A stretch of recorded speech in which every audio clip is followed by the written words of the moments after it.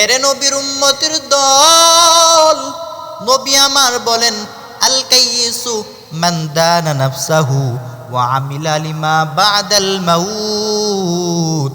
নবী আমার বলেন, রে উম্মত, আমার ওই উম্মতই চালাক যে উম্মত এক নম্বর নিজেকে নিজে জাস্টিফাই করে, নিজেকে নিজে চিনতে শিখলো, আমার ওই উম্মত চালাক। আর দুই নম্বর আমার ওই উম্মত চালাক যে উম্মত আখিরাতের জন্য পুঁজি বানায়। এই দুই গুণে গুণান্বিত যে আমার উম্মত, ওই উম্মতই চালাক। আজ আমরা দুনিয়াতে চালাক কাকে ভাবলাম, আজ আমরা দুনিয়াকে চালাক কাকে বানাইলাম জানো? আজকে আমরা দুনিয়াতে তাকেই চালাক বানাইলাম যে 10 তলা বিল্ডিংয়ের মালিক হয়ে গেল, যে অর্থ সম্পত্তির মালিক হয়ে গেল, অনেক টাকা পয়সার মালিক হয়ে গেল, ওই 5টা 10টা বাহনের মালিক হয়ে গেল। আজকে আমরা তাকেই চালাক ভাবলাম, কিন্তু না না, নবী বলেন সে তো চালাক হতে পারে না, সে তো দুনিয়াবি চালাক, কিন্তু আখিরাতের লাইনে চালাক হতে পারলো না।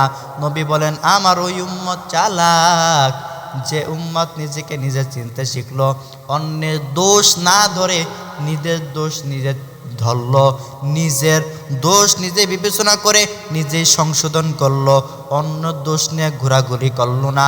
আমার ওই উম্মত চালাক। আর আখিরাতের জন্য পুঁজি বানাইলো।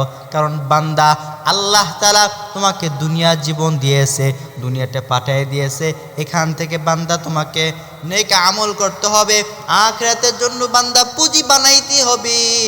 কারণ নবী বলেন আর দুনিয়া মাজরাতুল আখিরা, দুনিয়া হচ্ছে আখিরাতের একটি শস্য ক্ষেত।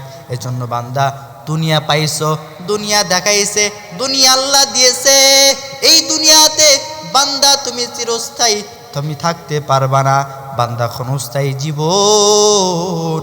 এজন্য বান্দা তুমি যদি চালাক হতে চাও, তাহলে বান্দা এই দুনিয়া থেকে আখিরাতের জন্য পুঁজি বানাও। নবী তো বললেন আল কাইয়িসু মান দানা নাফসাহু ওয়া আমিলা লিমা বাদাল মাউত। বান্দা এই দুইটা গুণে গুণান্বিত হয়ে যাও, তাহলে তুমি প্রকৃত চালাক হয়ে যাবা।